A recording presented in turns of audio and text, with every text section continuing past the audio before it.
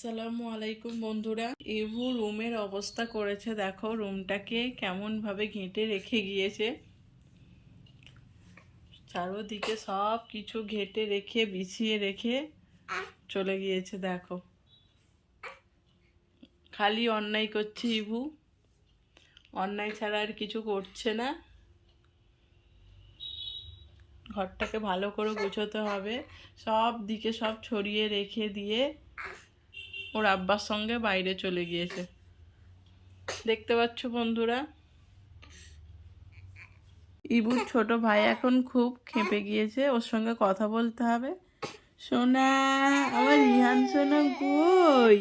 হ্যাঁ, কেন কাঁদছো? কেন, কি হয়েছে? তোমার সঙ্গে কথা বলতে হবে, তোমার সঙ্গে কথা বলতে হবে।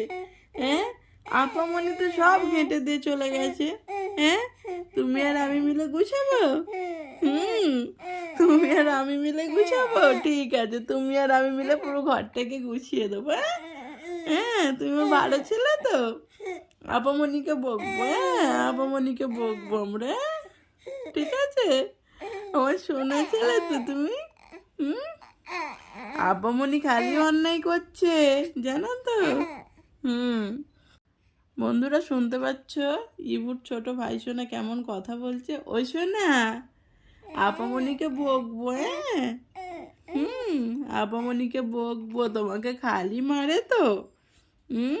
তোমাকে মারে বলো, তোমাকে আপামনি মারে, খালি বকে বলো সোনা।